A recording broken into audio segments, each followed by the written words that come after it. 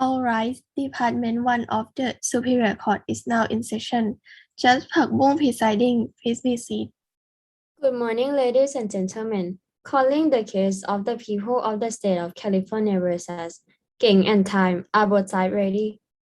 Ready for the people, Your Honor. Ready for the defense, Your Honor. Will the clerk please swear in the jury? Will the jury please stand and raise your right hand? Do each of you swear that you will fairly try the case before this court, and that you will return a true verdict according to the evidence and the instruction of the court? So help you God, please say I do. I do. I do. I do.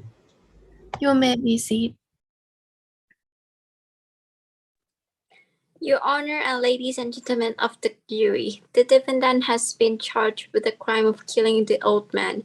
The evidence I present you will prove to you that the defendant is guilty and as charged of he had cleverly planned his killing and watched the old man in his room for a total of 7 nights.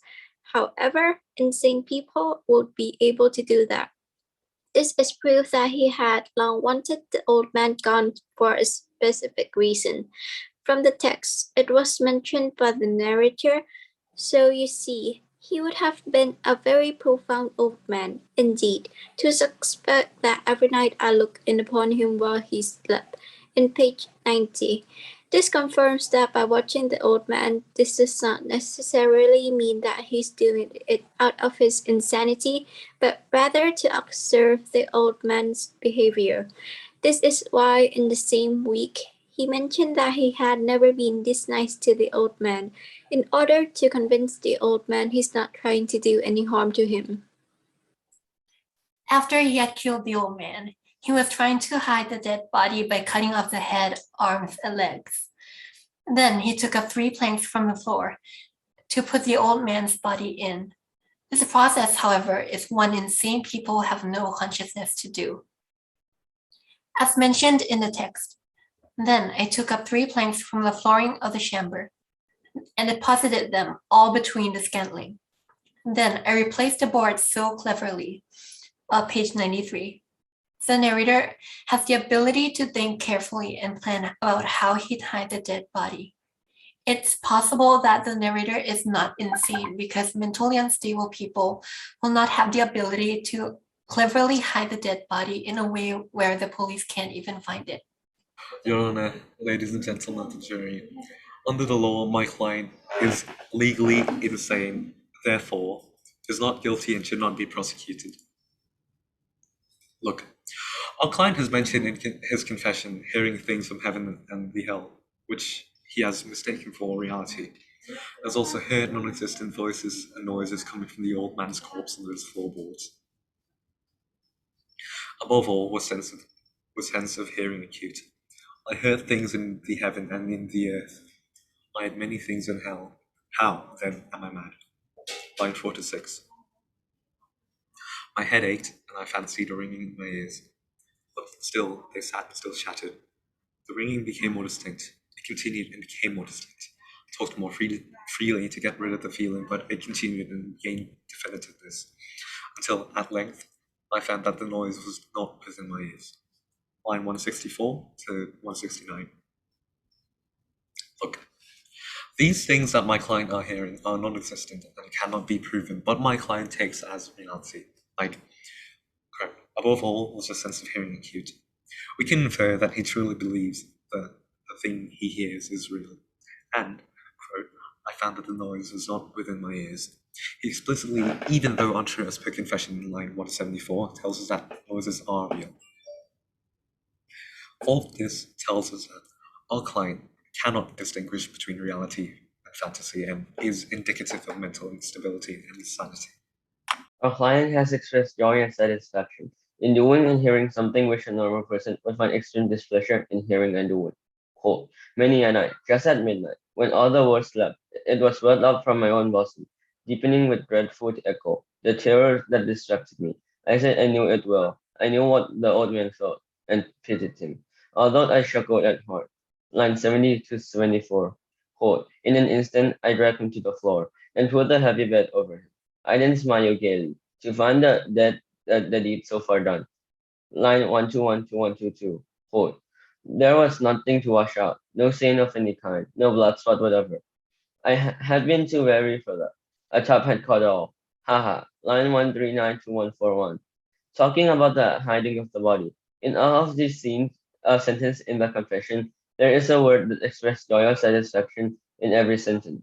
Right after something extremely displeasure and immoral, like I shook at heart, after hearing the old man groan of moral terror. In line 67, I smiled gaily, right after murdering the old man, and laughed right after dismembering and hiding the old man's corpse. And all of this shows a lack of moral sense of right and wrong, which is observed in people who are unstable and insane. Ladies and gentlemen of the jury, I am now going to read to you the law that you must follow in deciding this case. To prove the crime charged against the defendant, the prosecution must prove these three things to you. First, the narrator could not distinguish fantasy from reality. Second, narrator could not tell right from wrong. Third, narrator could not control his behavior. If each of you believe that the prosecution proved all these three things beyond a reasonable doubt, then you should find the defendant guilty.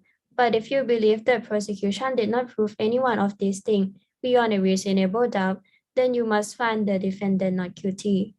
Your Honor, ladies and gentlemen of the jury, the narrator is sane because the narrator lied to the police about what actually happened in the old man's house.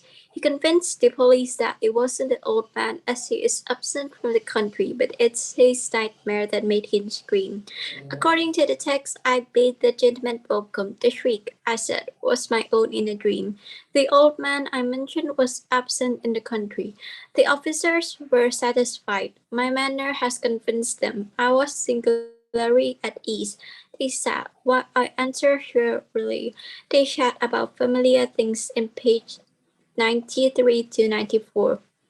This shows that the narrator is completely sane because he can perfectly mislead the police that there's nothing happening there. Your Honor, ladies and gentlemen of the jury, narrator here could not control his emotions, leading him to act irrationally and impulsively. I think it was his eye. Yes, it was this. At the eye of a vulture, a pale blue eye with a film over it. Whenever it fell upon me, my blood ran cold, And so by degrees, very gradually, I made up my mind to take the life of the old man, and thus rid myself of the eye forever. Line 12 to 16. Quote, it was open, wide open, and I grew furious as I gazed upon it. I saw it with perfect distinctness, and had dull blue, the hideous veil over it, that chilled the very marrow in my bones. Line 94 to 97. Quote, I phoned, I raved, I swore, I swung the chair upon which I had been sitting, and grated it upon the boards, but the noise arose, all, and continually increased. Line 181 to 183.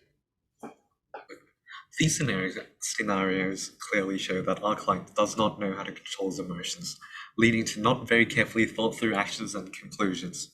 Yes, it was done very carefully, talking about the murder, but doing something carefully doesn't necessarily mean having full self-control all the time. It just means having focus at that moment. That is why I'm proud to defend. Thank you. The narrator is insane. No one that is sane will kill someone because they don't like their eyes. Yeah, I think he shouldn't be staring at someone for 7 days and murdered him on the 8th night. But I don't think so. He has an intention to kill the old man. Plus, he breaks into someone's house as well. Who would it be other than criminals? Yeah, he also tried to hide the body from the cops and even lied about what happened.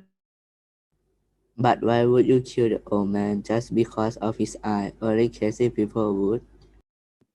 I mean, you got a point.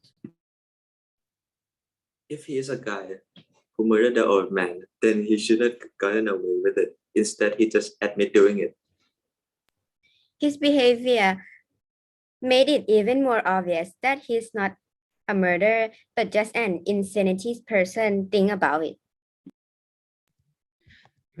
Well, then you talk about it. I'm starting to think he's also insane as well. So do I. So we conclude that the narrator is insane. Will the jury foreperson please stand? Has the jury reached an unanimous verdict? Yes, we did. The jury finds the defendant not guilty.